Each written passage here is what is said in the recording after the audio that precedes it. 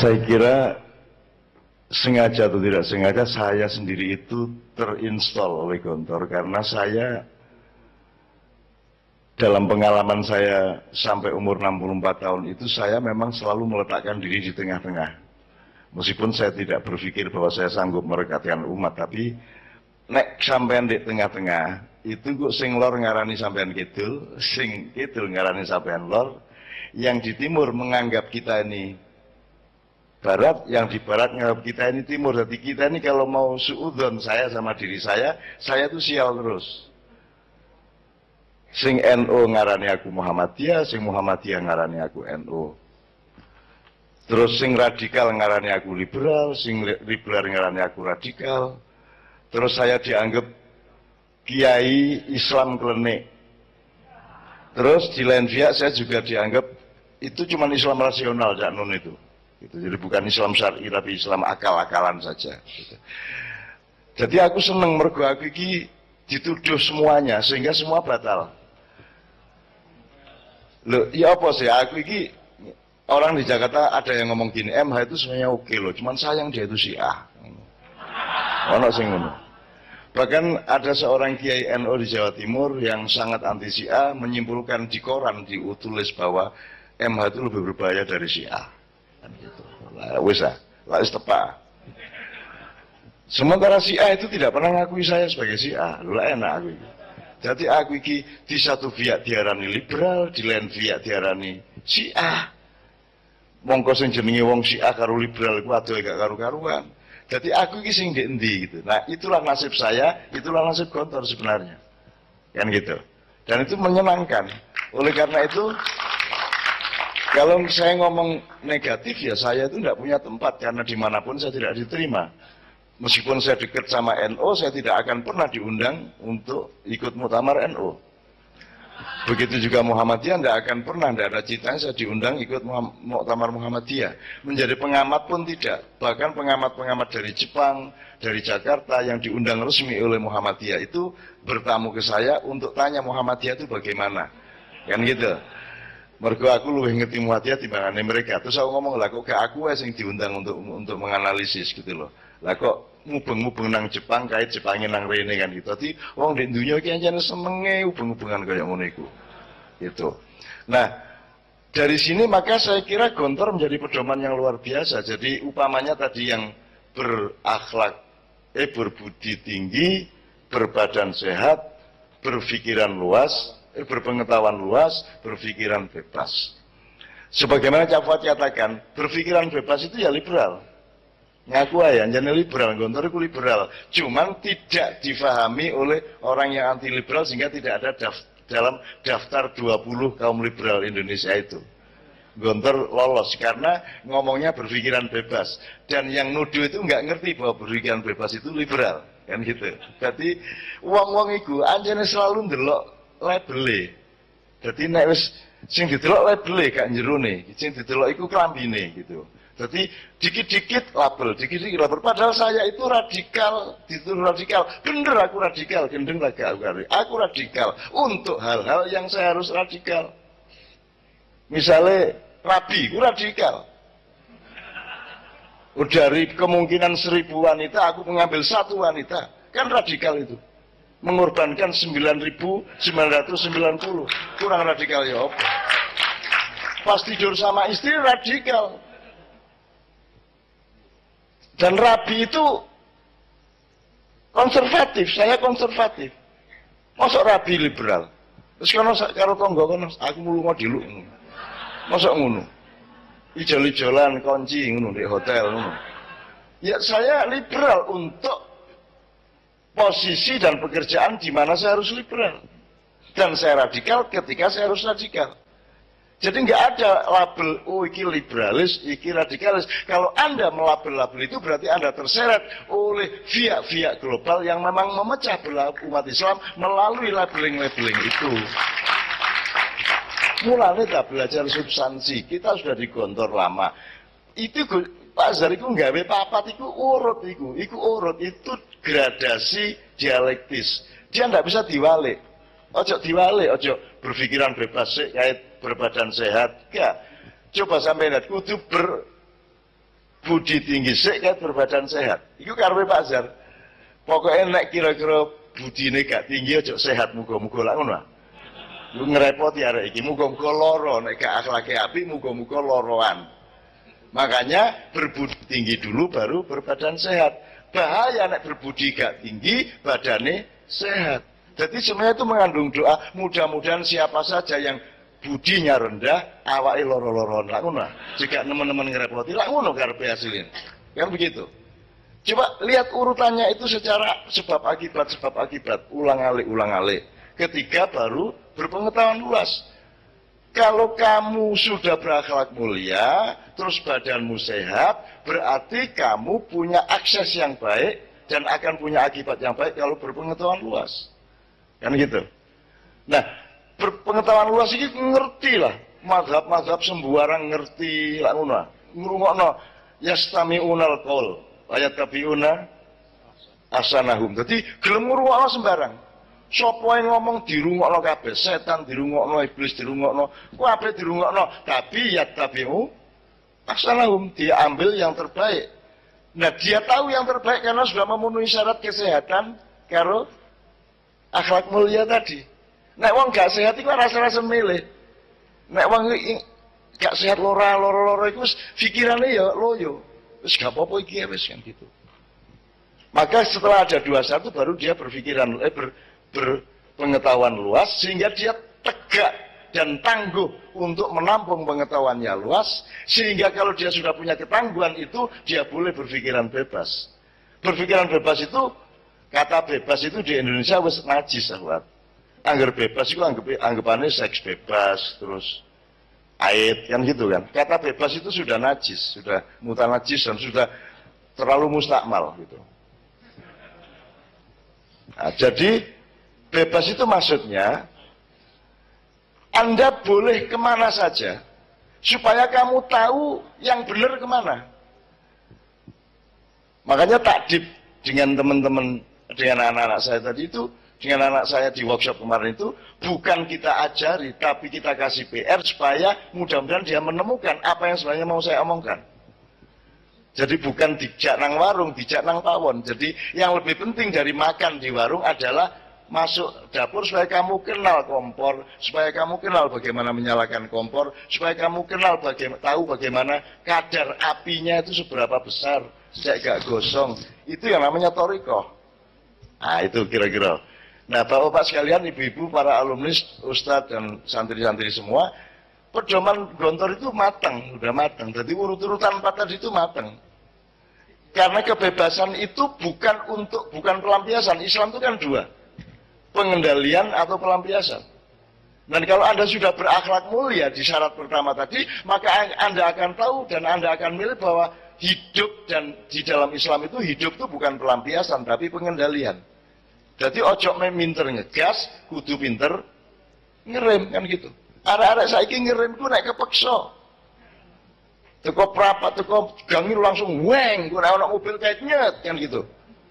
Itu naluri umat sekarang itu liberal. Tapi tanpa akhlakul karimah, tanpa pengetahuan yang luas. Lho nek metu teko gang ku lak ndelok-ndelok sik ana mobil melintas tagak. Kudune kon ngerem sik ndelok kait ngegas. Iki gak ngegas begitu kepeksa ngerem. Itu cara berpikir orang Indonesia terbalik seperti itu. Wis sampean delok carane arek nggawe motor. Carane numpak motor lah ngono, mesti kualik pikirane. Gitu. Dan seterusnya ini banyak contohnya. Tapi yang ingin saya katakan sama Anda adalah jangan dipikir itu unsur-unsur 4 itu. Itu urutan. Sama dengan sandang, pangan, papan kalau dalam filosofi Jawa. Itu ojo diwalik papan, sandang, pangan. Tapi sandang, pangan, papan. Coba Anda lihat logikanya simpel aja. Yang ketiga dan kedua dulu. Pangan, papan. Milih mana Anda tidak punya rumah apa tidak bisa makan?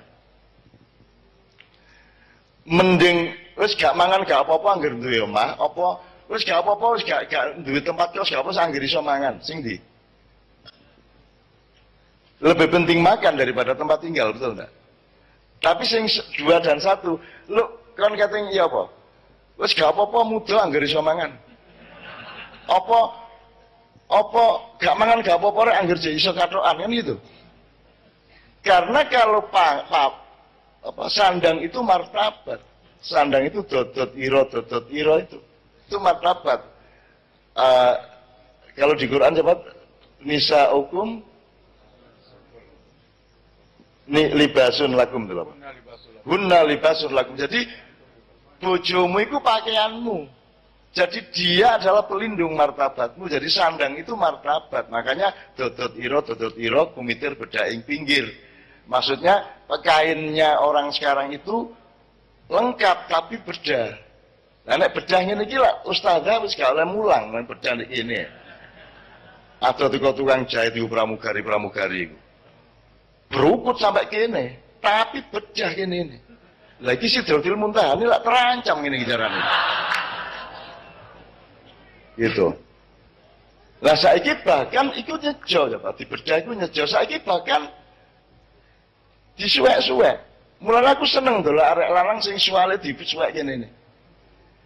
Selamat sing ngono iku lanang, aku bersyukur. Lah nek wedok kan gitu. Terus dibedah-bedah lu jine nek kene iki.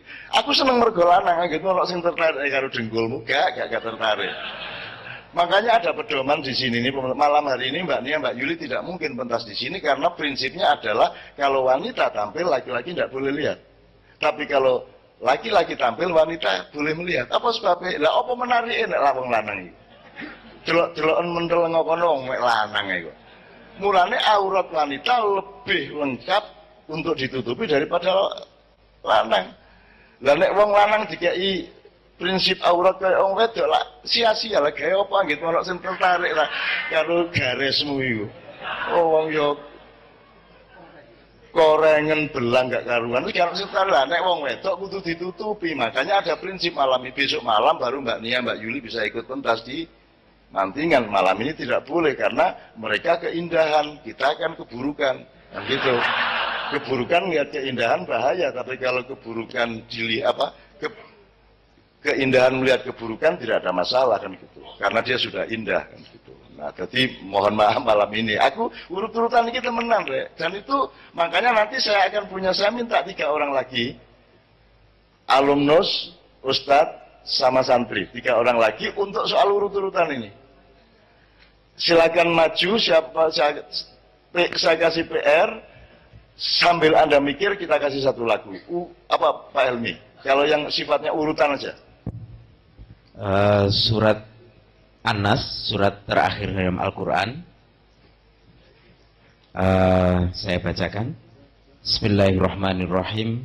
Qul a'udzu birabbin nas, malikin nas, ilahin nas, min syarril waswasil khannas, alladzi yuwaswisu fi sudurin nas, minal jinnati wan nas. Nggih, saya ambil ayat pertama, Dok. Apa urut-urutane kok robun sik? Terus mari ngono malikun, mari ngono ilahun. Iki apa karepe Gusti Allah? Ini satu konsep sosial. 3 ayat pertama aja. 3 ayat. Oh, 3 ayat pertama ya. Oke, 3 ayat pertama. Jadi urutannya kan tidak qul a'udzu bi ilahin nas laga. Tidak qul a'udzu bi malikin nas, tapi qul a'udzu bi rabbin nas. Ini hubungannya sama takdir tadi. Sama-sama konteks urutan ini tadi. Kenapa kok robun dulu?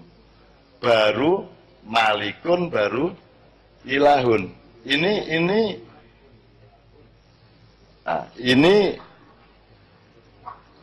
aku seneng ya kalau sampean ini seneng sip ya. Ya.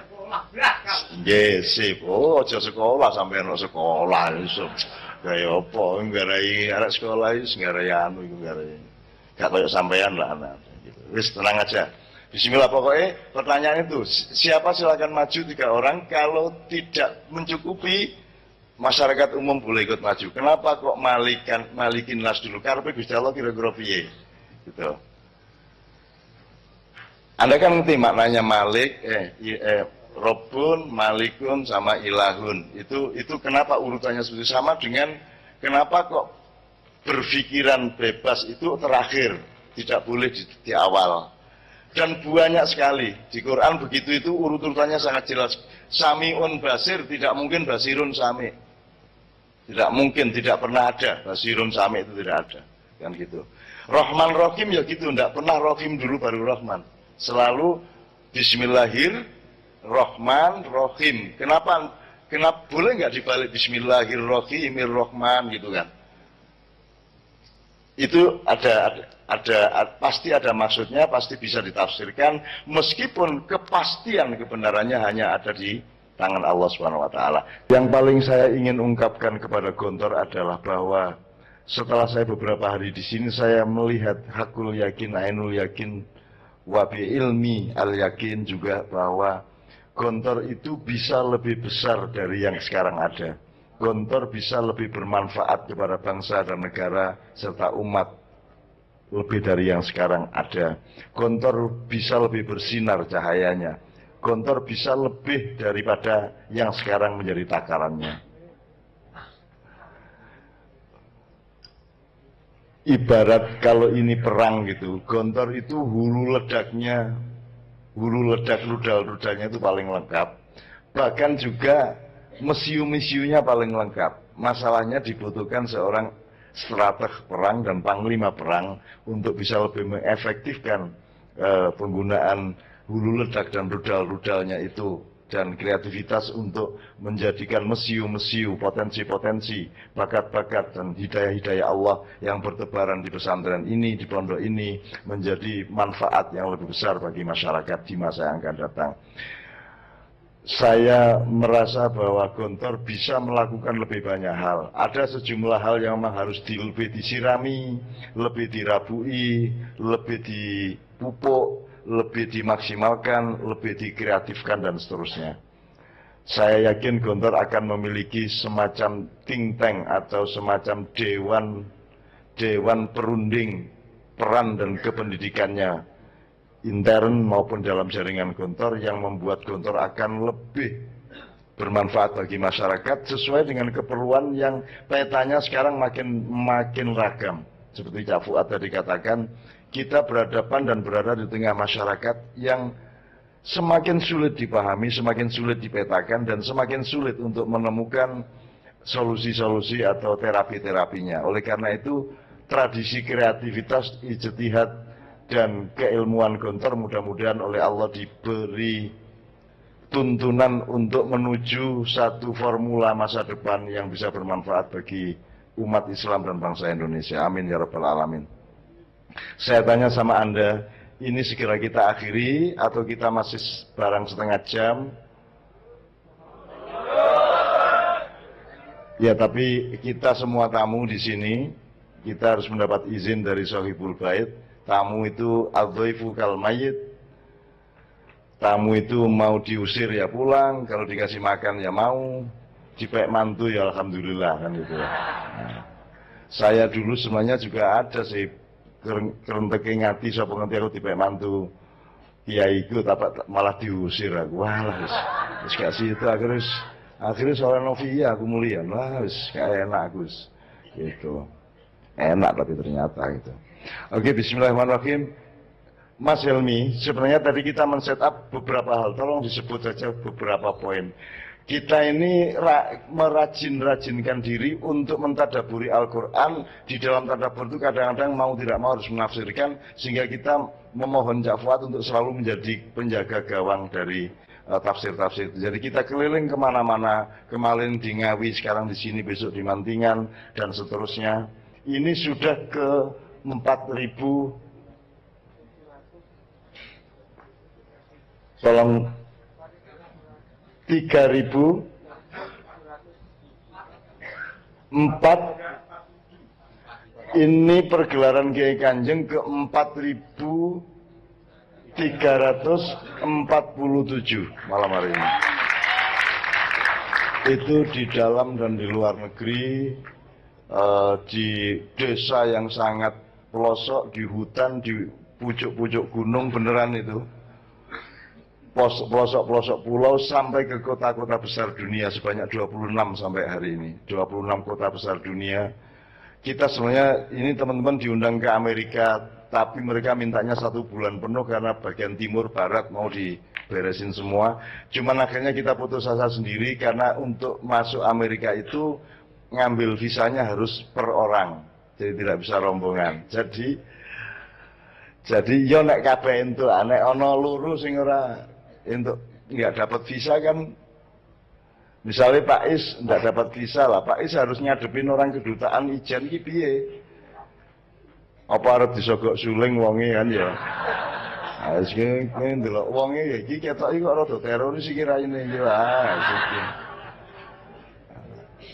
itu. Jadi kita agak pesimis untuk bisa ke Amerika. Terus ini ada undangan ke beberapa negara ke Eropa di set up dari Belgia dan Spanyol, tapi saya juga tidak terlalu yakin karena itu uangnya mungkin nanti pakai uang APBN atau apa, dan kita agak keberatan kalau pakai uangnya rakyat itu sudah susah, masa masih mau saya tarik pajak dengan tiketnya Kiai Kanjeng dan gitu. Jadi kita kalau keluar negeri, mohon maaf kita tidak minta tiket ke pemerintah, dan kita mohon maaf tolong pemerintah jangan kasih kami tiket. Nek aku Gusti Allah ngekei aku berangkat, nek Gusti Allah ngekei aku gak berangkat. Dan kita pernah ke Australia 3 hari sebelum berangkat baru kita punya tiket. Gitu. Dan kita tidak akan berangkat kalau tidak dengan cara seperti itu. Kalau departemen apa membiayai kita tidak mau, bukan apa-apa, pekewo karo rakyat. Rakyat iki wis angel, tuku apa ae dipajeki, dodol motor dipajeki, itu sing tuku ya dipajeki, nang warung dipajeki. PBB ya bayar segala macam, tuku rokok ya pajek, dodol rokok ya pajek, mari ngono dihitung kabeh sak omahku dipajeki meneh. Gitu. Jadi kasihan sama rakyat itu, dan kita enggak pernah tega. Jadi Bapak sekalian, alhamdulillah ke Gontor ini menegangkan bagi Kiai Kanjeng. Menegangkan karena Gontor itu satu kerajaan yang di dalam tabung kaca yang sinarnya sangat memancar, sehingga kami masuk ke sini itu tidak mudah untuk menentukan itu lagu apa, ngomongnya piye sak piturute, maka saya ngebon Cak Fuad ini. Daripada aku keliru-keliru, ya toh salah-salah gitu kan. Akhirnya pokoknya pelan-pelan, mudah-mudahan ini bisa, dan mudah-mudahan halal bihalal, ridho biridho, dan kumpulan kita pada malam hari ini mudah-mudahan menjadi cahaya yang tampak dari langit. Jadi kalau sampean ke sana nanti tampak, ono sopo moncer iku, ternyata alumnus Gontor, santri Gontor, Ustadz Gontor, dan anak-anak yang datang dari luar, kemudian memancar ke sana, dan itu membuat Allah, waduh, nek ngono Pulau Jawa akan saya selamatkan. Seandainya nanti longsor dan tenggelam hanya Jakarta tok gitu Allah. Betul. Ponorogo dan semua insya Allah enggak gitu. Kita ingin keputusannya suatu hari ya. Nah, nanti kita di sekitar sini harus siap-siap. Siap-siap apa karo, pokoknya ngono iku lah kira-kira kayak gitu ya.